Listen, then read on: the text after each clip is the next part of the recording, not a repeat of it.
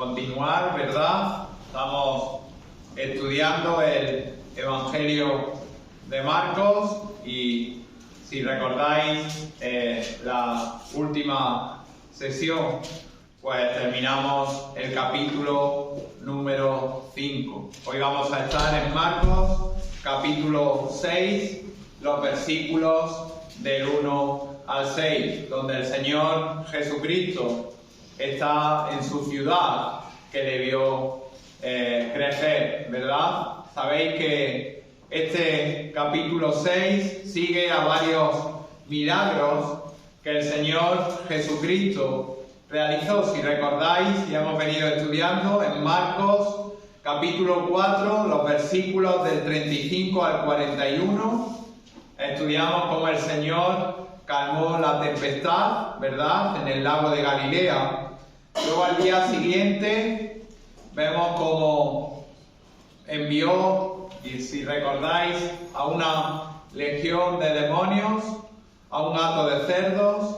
Posteriormente, ya en la última ocasión, vimos cómo curó a una mujer que padecía de flujo de sangre y posteriormente terminamos estudiando cómo resucita y cómo devuelve a la vida a la hija de Jairo.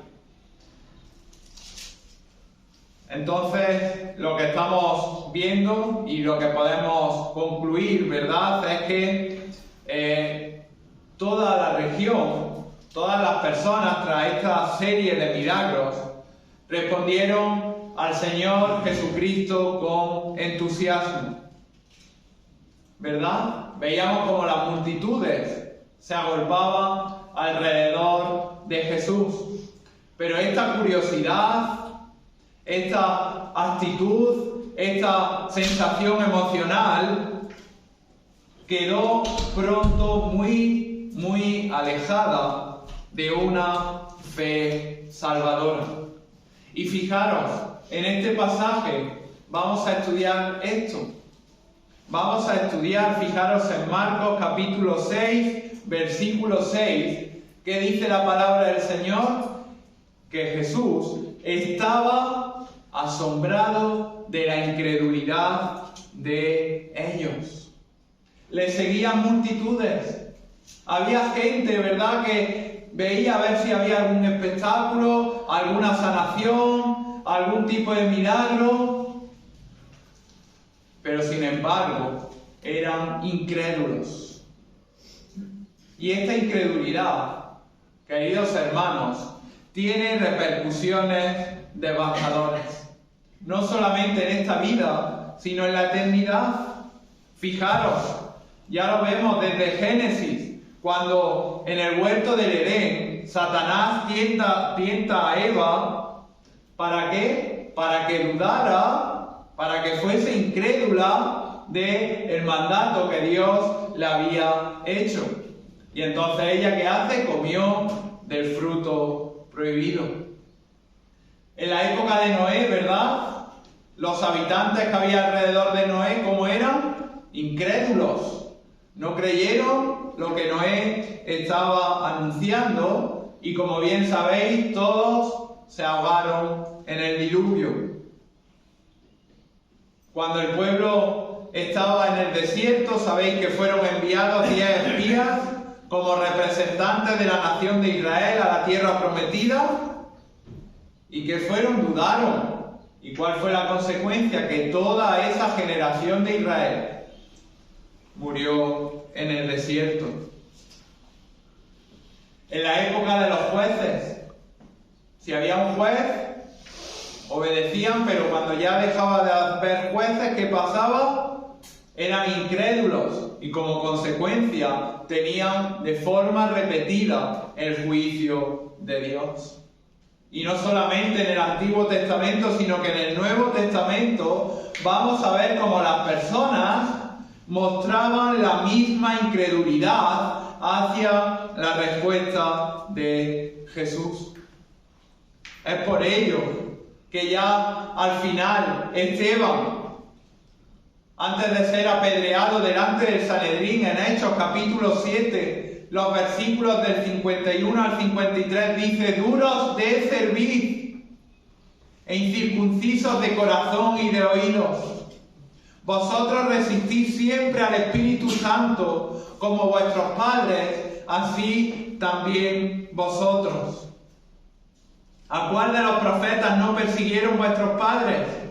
Y mataron a los que anunciaron de antemano la venida del justo, de quien vosotros ahora habéis sido entregadores y matadores.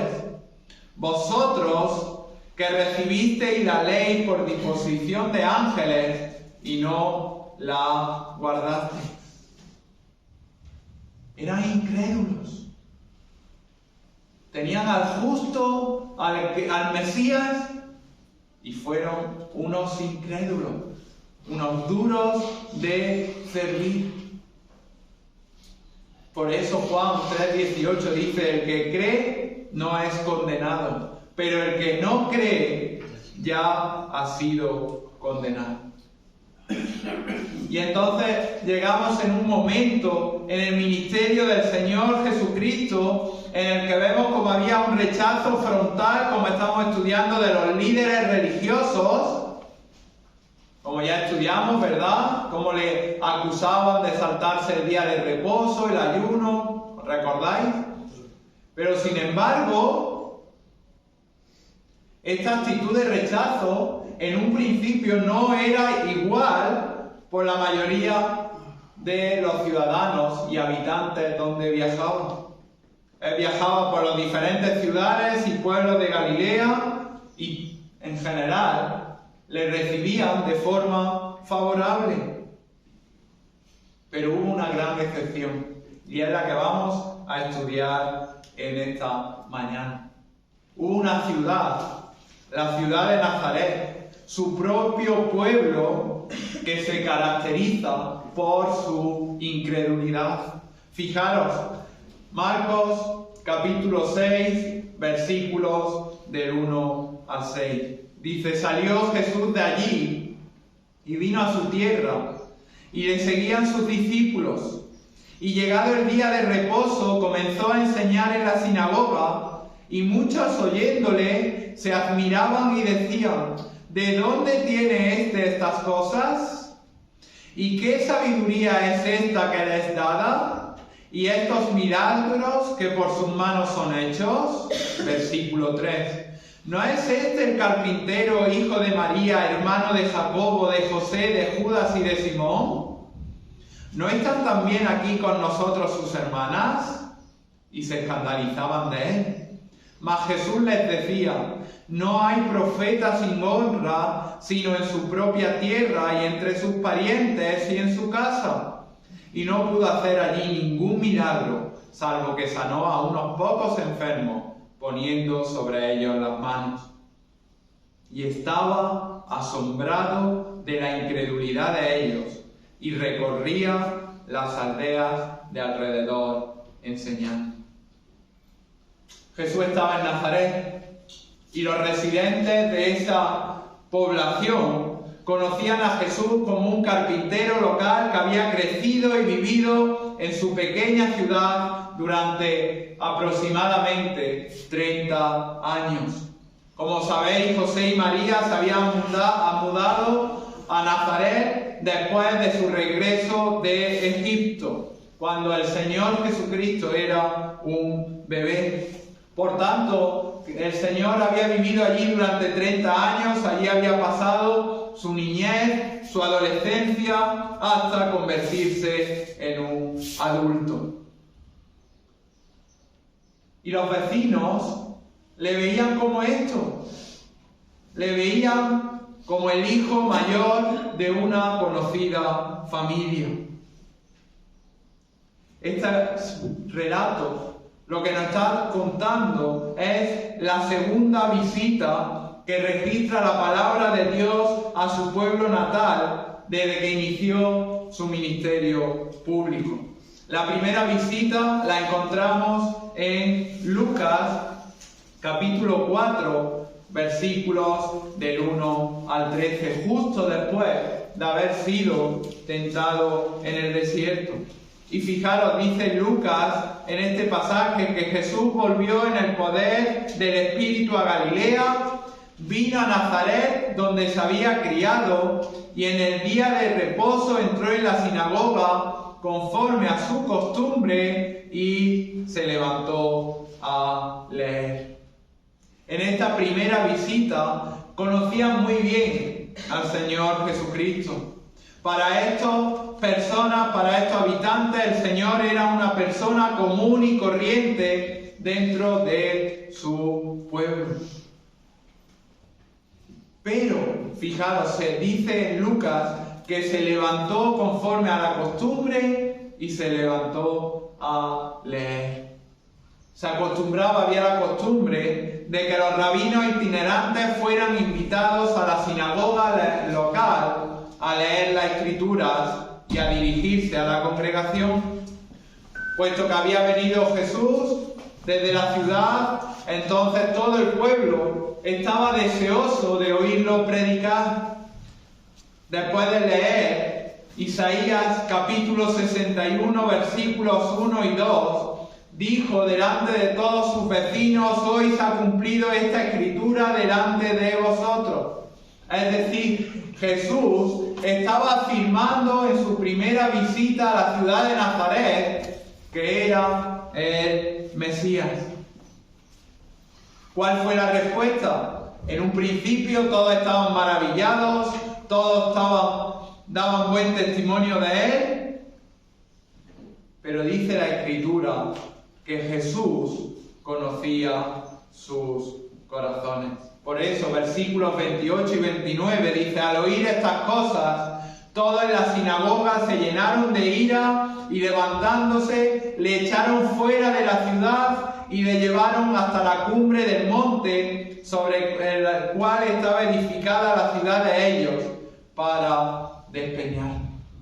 En su primera visita a la ciudad de Nazaret, después de escuchar a Jesús solamente una vez predicar y leer Isaías capítulo 61, la gente que le conocía, que había acudido para escucharlo, quedó tan indignada por el mensaje que hicieron una turba para matarlo. Y fijaros, versículo 30 de Lucas capítulo 4 dice: y pasó en medio de ellos y se fue. Primera visita de Jesús a Nazaret. Segunda visita, la estamos en nuestro pasaje. Pasaron unos meses y Jesús regresó a Nazaret. ¿Y sabéis qué? Nunca más volvió a esta ciudad. La primera vez y en esta ocasión. Fijaros, dice: salió Jesús de allí, versículo 1, Marcos capítulo 6, versículo 1. Es decir, salió de la ciudad de Capernaum, que era donde se encontraba en el pasaje justo anterior, y vino a su tierra. Hasta ese momento, la región de Capernaum había sido la sede central del ministerio de Jesús en Galilea. Pero a partir de ese momento ya no fue así. Jesús ya había hecho milagros, había enseñado, había predicado y por tanto las personas ya habían escuchado el mensaje y eran responsables de haberla rechazado. Y dice la Escritura que fue a su tierra, a la ciudad de Nazaret, que estaba aproximadamente a unos 40 kilómetros de la ciudad de Capernaum. ¿Qué era Nazaret? Era una ciudad insignificante. Era una ciudad, para que nosotros la entendamos, más pequeña que Baños de la Encina. Aproximadamente podemos compararla con la aldea de Zocueca, porque aproximadamente había solamente unos 500 habitantes. Fijaros, era una ciudad tan desconocida que no se menciona ni en el Antiguo Testamento ni en el Talmud judío. Sin embargo, como he dicho en la introducción, era la tierra donde el Señor Jesucristo había crecido.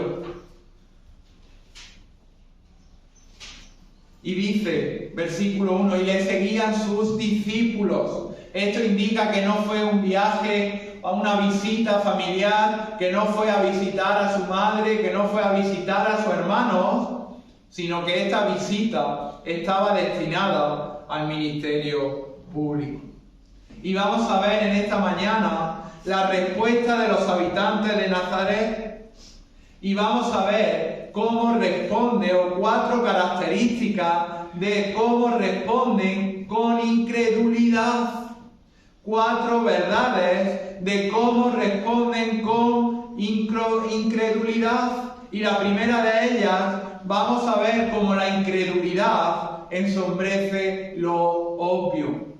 Cuando tenemos un corazón incrédulo, borramos, ensombrecemos lo que parece obvio y lógico. Fijaros, versículo 2. Y llegando el día de reposo, comenzó a enseñar en la sinagoga, y muchos oyéndole se admiraban y decían: ¿de dónde tiene estas cosas? ¿Y qué sabiduría es esta que le es dada? Y estos milagros que por sus manos son hechos. A pesar de la violenta respuesta que le dieron los habitantes de Nazaret en su anterior visita, como hemos leído en Lucas, dice la Escritura aquí en Marcos que llegó el día de reposo y de nuevo le invitaron a enseñar en la sinagoga. ¿Sabéis por qué? Porque habían escuchado más aún del Señor Jesucristo, habían escuchado de los milagros en la ciudad de Capernaum, en toda Galilea, y tenían esa curiosidad por oírle.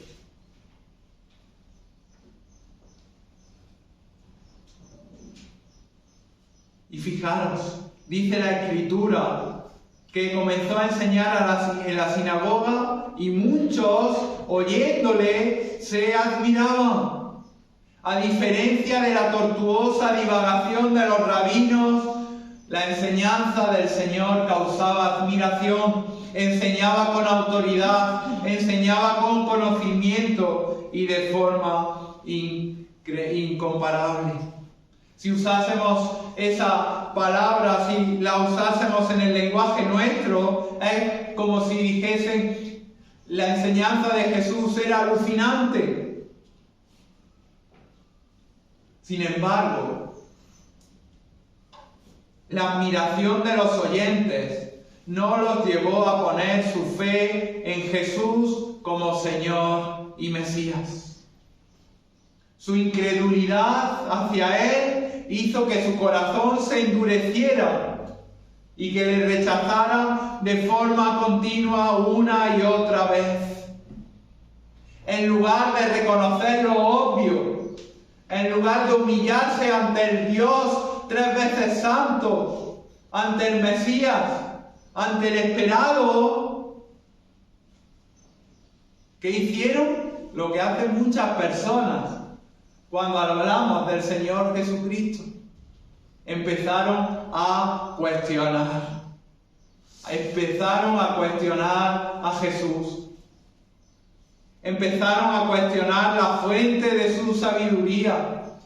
Empezaron a cuestionar de dónde venía su poder. ¿Qué preguntaban? En vez de humillarse y reconocerlo como Señor y Salvador, dijeron: ¿de dónde tiene estas cosas? ¿Y qué sabiduría es esta que les dada? ¿Y de dónde vienen estos milagros que son hechos por sus manos? Sucede eso, ¿verdad? Cuando hablamos del Señor Jesucristo a una persona y en su incredulidad empieza a hacernos preguntas para obviar lo que parece, lo que es, mejor dicho, obvio. Como he dicho, estas personas conocían a Jesús. Conocían que no había recibido formación para convertirse en rabino. Pero sin embargo, estaban alucinados con su enseñanza. Su enseñanza, lo que el Señor estaba predicando, cautivó sus corazones y sus mentes. Pero en lugar de arrepentirse de sus pecados, las personas que le escuchaban se llenaban de envidia y de preocupación extrema. Los antiguos vecinos de Jesús habían oído hablar de los milagros que él había realizado, habían visto su deidad, pero su escepticismo, su incredulidad se manifiesta en forma de esta pregunta: ¿de dónde tiene estas cosas? Querían mantenerse incrédulos y buscaban cualquier tipo de explicación diferente a la obvia. Habían escuchado su enseñanza, habían visto su vida, habían visto los milagros que había realizado en la región de Galilea. Es decir, tenían evidencias más que suficientes, pero sin embargo, obstinadamente se negaron a creer en Jesús.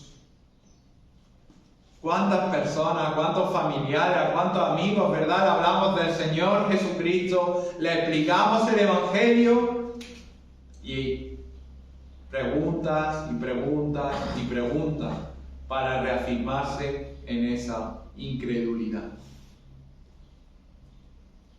En segundo lugar, la incredulidad exalta lo irrelevante.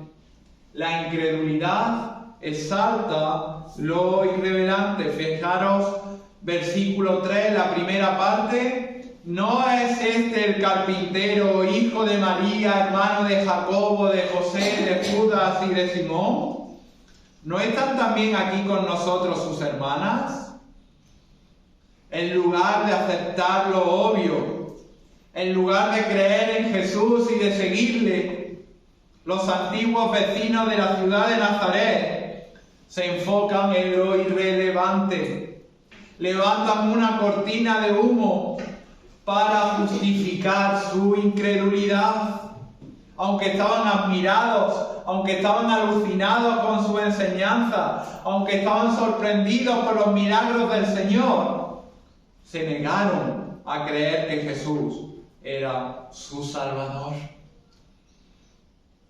¿Qué hacen? Lo que muchas veces nos hacen. Nos preguntan y nos plantean, ¿verdad?, cuando hablamos del Evangelio, asuntos que son irrelevantes. Y aquí hicieron lo mismo. En lugar de preguntar qué tengo que hacer para ser salvo, empezaron: ¿no es este el carpintero, el hijo de María? Era verdad, ¿verdad?, que Jesús fue carpintero. Era verdad que era el hijo primogénito de María y era el medio hermano de sus hermanos, ¿verdad? Pero estos detalles son irrelevantes, no eran relevantes. En lugar de aceptar a Jesús como ese Mesías prometido y probado, en lugar de alabar al Rey de Reyes por estar en su ciudad, por estar en la sinagoga enseñando y predicando en primera persona, los habitantes le responden con resentimiento e incredulidad. ¿No es este el carpintero? Era común, ¿verdad?, en aquel tiempo, y ha sido hasta hace poco, que los padres enseñaran el oficio a sus hijos. Jesús aprendió el oficio de carpintero de parte de José. Y es probable que él tuviera y que él dirigiera ese negocio familiar cuando José murió. Y aquí muchas veces con nuestra cultura entendemos la palabra carpintero como alguien que trabajaba la madera. Pero en ese contexto, un carpintero podría ser un albañil, un herrero o un constructor de barcos. Y según la tradición de la iglesia primitiva, se cree que Jesús y su padre José estaban especializados en la fabricación de yugos y arados. Es decir, se dedicaban fundamentalmente a la herrería. Y por tanto, como vivía en la región de Nazaret y era muy común el trabajo de la agricultura, se dedicase a eso e incluso pudiese trabajar en la construcción de algunas casas o de algunos edificios, casas para sus vecinos. Además, era el hijo de María, ¿verdad? Este es el único lugar en los evangelios en el que se reconoce a Jesús como el hijo de María. Lo normal era que se reconociese al hijo con el nombre del padre, el hijo, en este caso, el hijo de José. ¿Por qué dicen el hijo de María? No es trascendente, como estamos estudiando, pero probablemente era porque José ya había muerto y María seguía siendo una conciudadana de Nazaret. Además, los vecinos no solamente sabían que Jesús era el hijo mayor de María, sino también sabían que era el hermano de Jacobo, de José, de Judas y de Simón. Además, que tenía hermanos y por tanto, ¿qué nos insinúa esto? El hecho, la mentira de la doctrina católica, apostólica, romana de la virginidad perpetua de María. Si Jesús tuvo hermanos, es imposible. Por lo menos, como dice este pasaje, María dio a luz por lo menos a 6 hijos más después del nacimiento de Jesús. Pero todo esto, datos curiosos, pero irrelevantes para la salvación. Desviaron, ¿verdad?, su atención de la verdad con el fin de justificar el rechazo hacia Jesús. Lo conocían como ese carpintero, hijo de María, pero no estuvieron dispuestos a aceptar al Señor Jesucristo como quien era verdaderamente, el Hijo de Dios.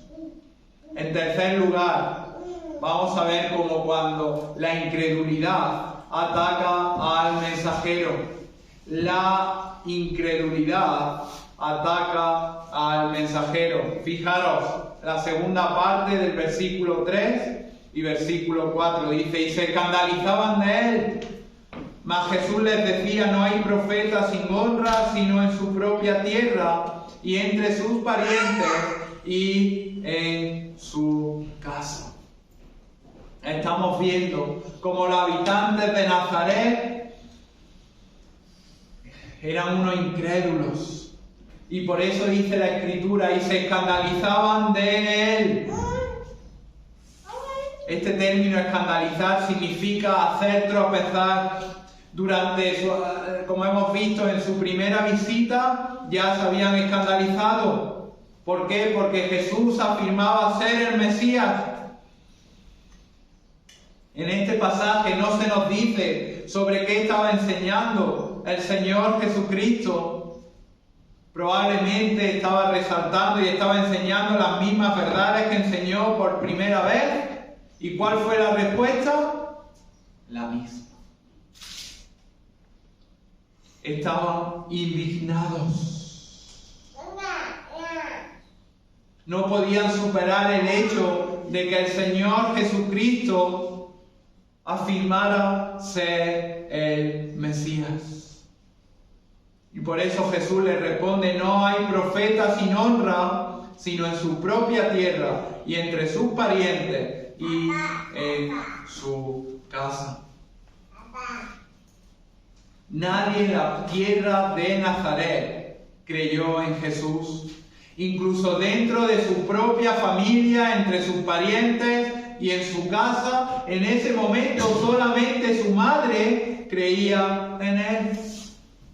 Aunque, como luego vemos en la Escritura, los hermanos de Jesús llegaron a la fe que salva. Muchas personas fuera de Nazaret lo consideraban un profeta. pero en su propia tierra Jesús fue rechazado.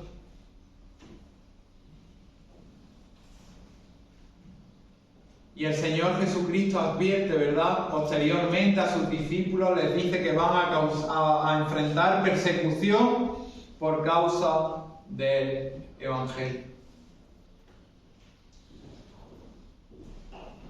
Dice Juan capítulo 15, si el mundo os aborrece, sabed que a mí me aborreció antes que a vosotros.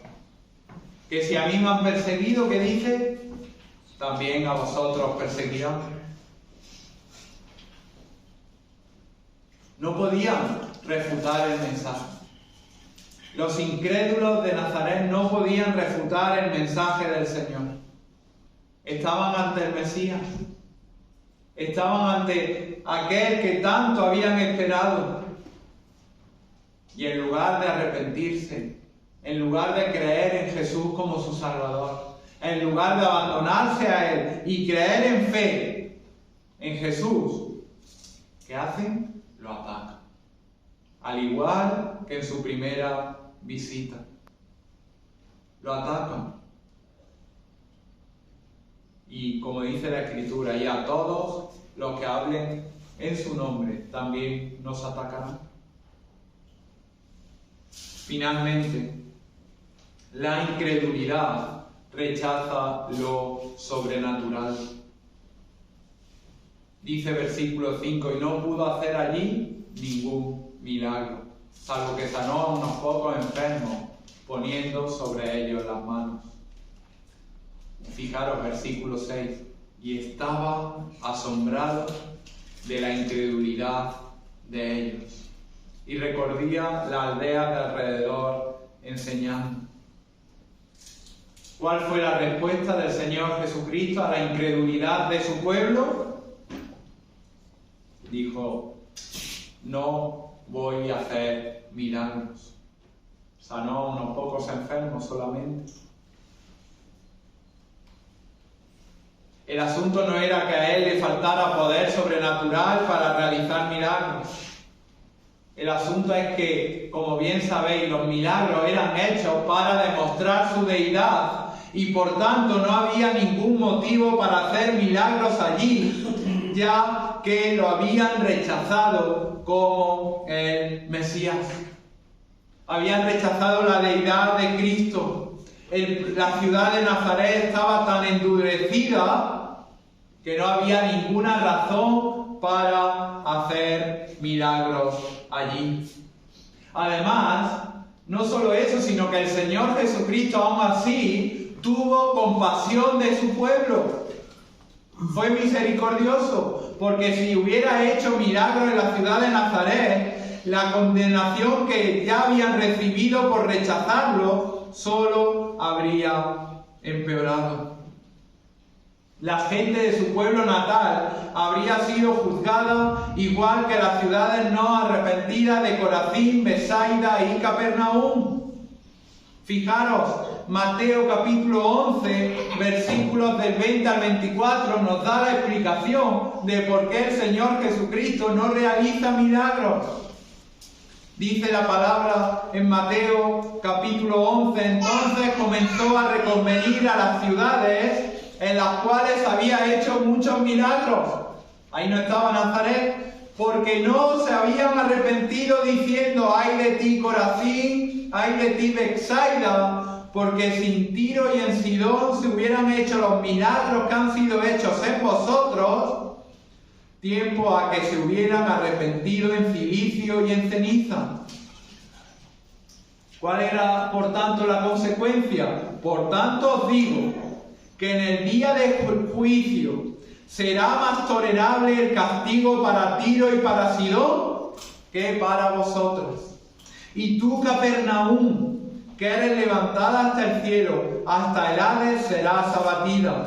Porque si en Sodoma se hubieran hecho los milagros que han sido hechos en ti, habría permanecido hasta el día de hoy. Por tanto os digo que en el día del juicio será más tolerable el castigo para la tierra de Sodoma que para ti. Sin embargo, Nazaret no hizo esos milagros y por lo tanto está excluida de ese grupo de ciudades.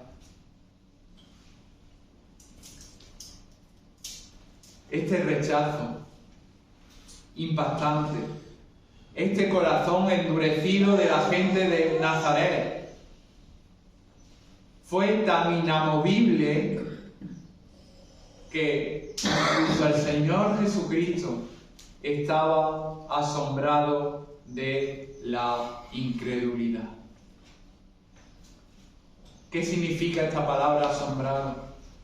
Significa que Jesús se estremeció por la falta de fe, por la hostilidad tan arraigada que había encontrado allí.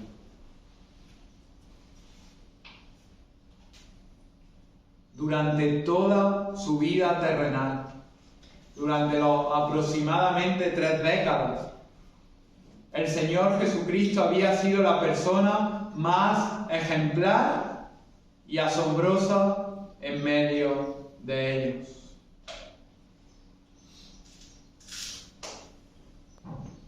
Como aquellos que habían visto al Señor Jesucristo crecer, que lo habían visto sin cometer ningún tipo de pecado,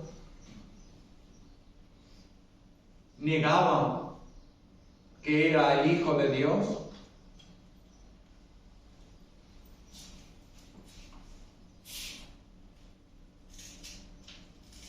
Luego dice la Escritura, ¿verdad?, que Él se fue.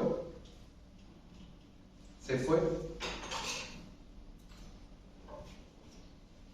El poder cegador de la incredulidad te hace plantearte todo, exaltar las cosas que no son importantes. ¿Cuántas veces, verdad?, cuando anunciamos el Evangelio nos encontramos con respuestas similares? Gente que pone pegas, hace preguntas que no tienen sentido, atacan a lo que decimos. Hombre, no. Sin embargo, queridos hermanos y amigos, fijaros lo que hizo el Señor Jesucristo. Recorría las aldeas de alrededor enseñando. Si ellos se fue de la ciudad de Nazaret por segunda vez y seguía enseñando, anunciando el Evangelio, predicando el mensaje de salvación.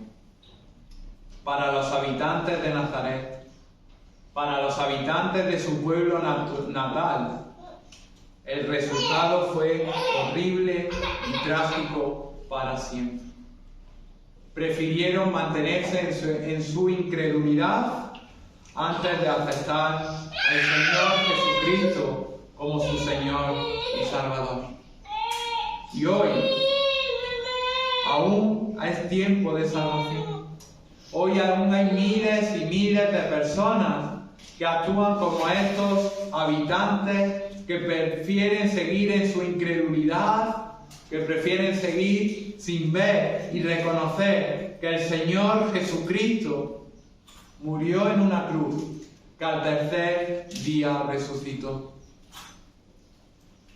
Aún hoy es tiempo de salvación. Aún hoy puedes pasar de muerte a vida. Aún hoy puedes creer en fe en el Señor Jesucristo como tu único y suficiente Salvador. Y en ese instante, dejando esa incredulidad atrás, esas preguntas, vas a comprender las Escrituras, vas a comprender la obra de salvación que el Señor Jesucristo hizo por ti en la cruz del Calvario. Y va a cambiar tu vida. Vas a tener vida eterna para siempre. Aún hoy hay tiempo y el Señor da tiempo y es misericordioso para que las personas crean en Él como su Salvador. Pues que el Señor bendiga su palabra. Amén.